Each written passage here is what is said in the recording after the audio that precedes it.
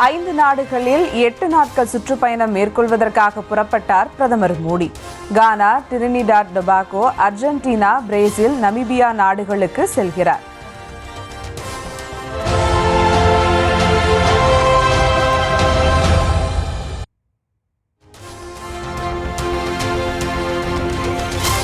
தியாகராய நகர், மயிலாப்பூர், ஸ்ரீபெரும்புதூர் தொகுதிகளின் திமுக நிர்வாகிகளுடன் முதலமைச்சர் மு.க.ஸ்டாலின் சந்திப்பு.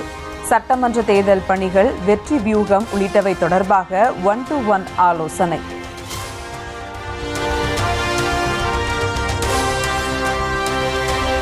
சென்னை ராஜா அண்ணாமலைபுரத்தில் அறநிலைத்துறை சார்பில் 32 இணைகளுக்கு திருமணம். முதலமைச்சர் மு.க.ஸ்டாலின் நடத்தி வைத்து மணமக்களுக்கு வாழ்த்து.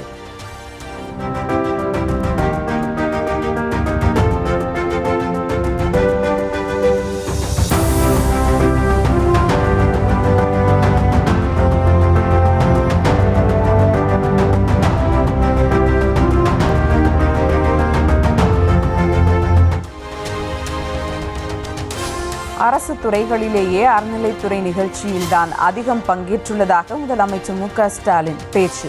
பக்தர்கள் போற்றும் அரசாக திமுக அரசு திகழ்வதாகவும் பெருமிதம். இன்றைக்கு இருக்கக்கூடிய அரசு துறைகளை பொறுத்த வரைக்கும் நான் எந்த துறையில் அதிகமான நிகழ்ச்சியில் கலந்துருக்கிறேன்னா இந்த அறநிலைத்துறை நிகழ்ச்சியில் அதிகமாக கலந்துக்கிட்டு இருக்கிறேன். வீடியோ கான்ஃபரன்ஸ் மூலமாக சில நிகழ்ச்சியில் கலந்து கொள்வது உண்டு. அந்த நிகழ்ச்சியில் கணக்கெடுத்து பார்த்தாலும் இந்த துறை தான் முதலிடத்தில் நிற்குது.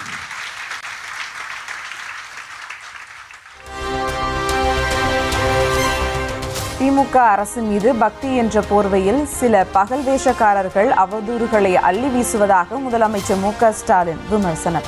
பல ஆண்டுகால வன்மங்களுக்கு வடிகாலாக பத்திரிகைகளில் கார்ட்டூன் போட்டு சிற்றின்பம் காண்பதாகவும் சாடல்.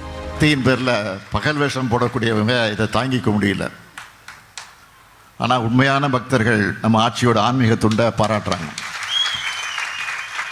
நேற்று ஒரு வார பத்திரிக்கையில் ஒரு கேலி சித்திரம் கார்ட்டூன் போட்டிருந்தாங்க. நான் காவடி எடுக்கிற மாதிரியும் அமைச்சர்கள் எல்லாம் அழகு குத்திக்கிட்டு இருக்கிற மாதிரியும் தரையில் உருளர் மாதிரியும் கார்ட்டூன் போட்டிருக்கிறாங்க. அதை பார்க்கும்போது எனக்கு சிரிப்பு வரல, ரொம்ப பரிதாபமாக இருந்துச்சு.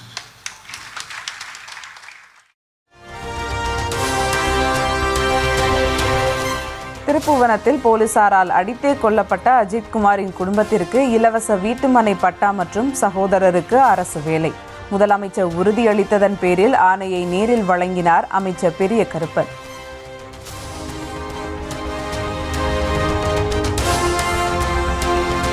தனிப்படை போலீசாரால் இளைஞர் அஜித்குமார் கொல்லப்பட்டது தொடர்பாக விசாரணையை தொடங்கினார் மதுரை மாவட்ட நீதிபதி ஜான் சுந்தர்லால்.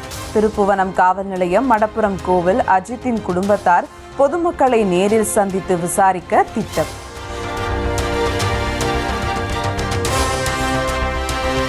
திருப்புவனம் அஜித் கஸ்டடி மரணத்திற்கு நீதி கேட்டு அதிமுக, பாஜகவினர் இணைந்து போராட்டம். மாநிலம் தன் குடிமகனை கொலை செய்துள்ளது என்ற பதாகையை ஏந்தியபடி கண்டன முழக்கம். ஒரு பக்காவாக ஒரு கொலை நடந்திருக்கிறது. கொலை குழந்தையாக இருந்திருக்கிறார்கள். கொலைக்கான காரணங்களை கொண்டு வந்திருக்கிறார்கள். எந்த நீதிமன்றத்திலேயாவது நம்ம கிராமத்தில் ஏதாவது தப்பு பண்ணிட்டு போய் மன்னிப்பு கேட்டா சாரி அப்படின்னு சொன்னா விடுதலை பண்ணிடுவாங்களா? கொலைகாரரை விடுதலை பண்ணிடுவாங்களா? சென்னையில் ஆபரண தங்கத்தின் விலை சவரனுக்கு 360 ரூபாய் உயர்வு. ஒரு பவுன் 72,520 ரூபாய்க்கு விற்பனை.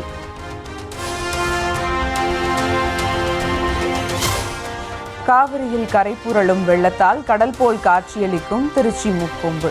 விவசாய பணிகளுக்காக கொள்ளிடம் மற்றும் கிளை ஆறுகளுக்கு நீர் பாயும் ட்ரோன் காட்சி.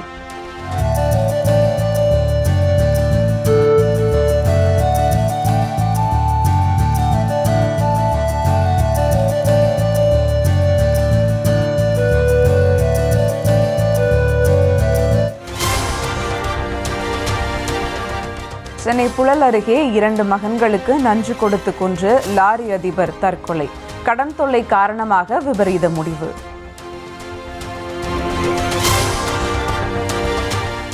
அடிப்படை வசதிகள் செய்து கொடுக்கவில்லை என சங்கரன் கோவில் திமுக நகர்மன்ற தலைவி மீது நம்பிக்கையில்லா தீர்மானம். ஆளும் கட்சி மற்றும் எதிர்க்கட்சி உறுப்பினர்கள் ஆதரவாக வாக்களித்து தீர்மானத்தை வெற்றி பெற செய்ததால் பதவி நீக்கம்.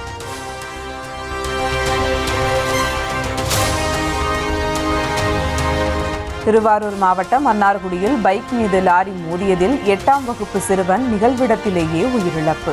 பள்ளிக்கு சென்றபோது ஏற்பட்ட விபத்தில் தந்தை படுகாயம்.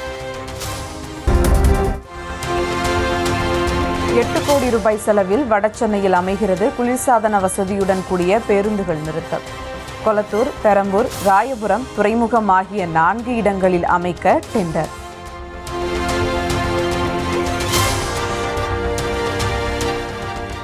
காஷ்மீரில் உள்ள அமர்நாத் பனிலிங்கத்தை தரிசிக்க செல்லும் புனித பயணம் தொடக்கம். துணைநிலை ஆளுநர் மனோஜ் சின்ஹா கொடியசைத்து தொடங்கி வைத்தார்.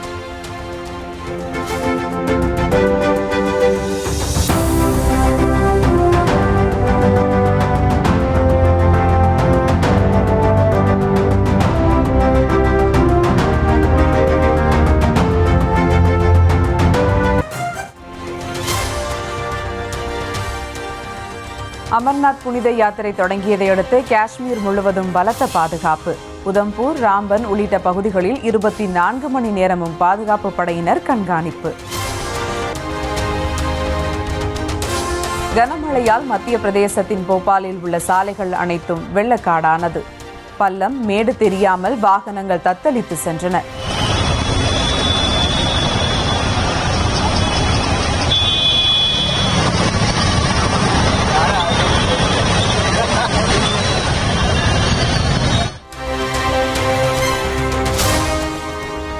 ரயில்வே தொடர்பான அனைத்து சேவைகளையும் பயணிகள் பெறும் வகையில் ரயில் ஒன் என்ற செயலி அறிமுகம். முன்பதிவு டிக்கெட், முன்பதிவில்லா டிக்கெட், நடைமேடை டிக்கெட், உணவு முன்பதிவு உள்ளிட்ட அனைத்து சேவைகளையும் பெறும் வகையில் வசதி.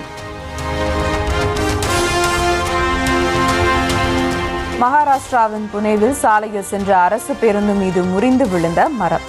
நல்வாய்ப்பாக காயம் ஏதுமின்றி தப்பிய பயணிகள்.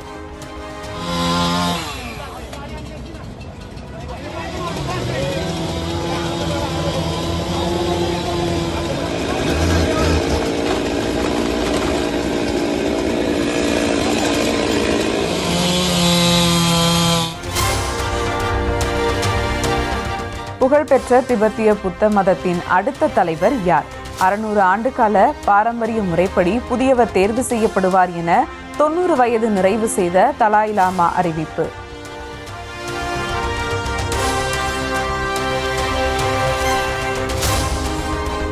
கொரோனா தடுப்பூசி போட்டுக்கொண்டதால் இளம் வயதில் மாரடைப்பு மற்றும் உயிரிழப்பு ஏற்படுவதாக பரவும் செய்தி.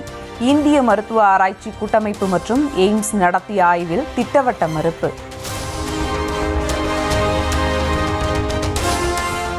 அமெரிக்க அரசின் சட்டவிரோத குடியேற்ற விதிகளை அமல்படுத்தாவிட்டால் கைது செய்து சிறையில் அடைப்பேன் என அதிபர் ட்ரம்ப் மிரட்டிய விவகாரம். இந்த பூச்சாண்டிக்கு எல்லாம் பயப்பட மாட்டேன் என இந்திய வம்சாவளியும் ஜனநாயக கட்சியின் நியூயார்க் நகர மேயர் வேட்பாளரும் ஜொஹரான் மம்தானி பதிலடி.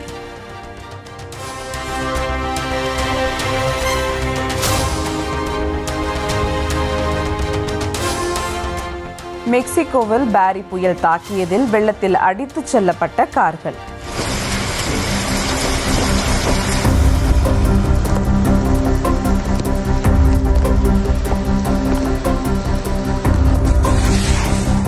உழைத்து வாங்கிய பொருட்கள் அனைத்தையும் வெள்ளத்துக்கு கொடுத்துவிட்டு நிர்கதியாய் நிற்கும் மக்கள்.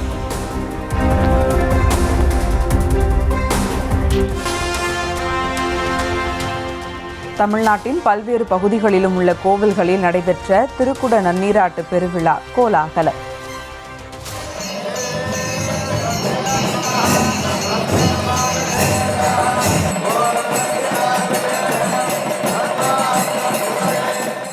ஏராளமான பக்தர்கள் திரண்டு கோபுர தரிசனம்.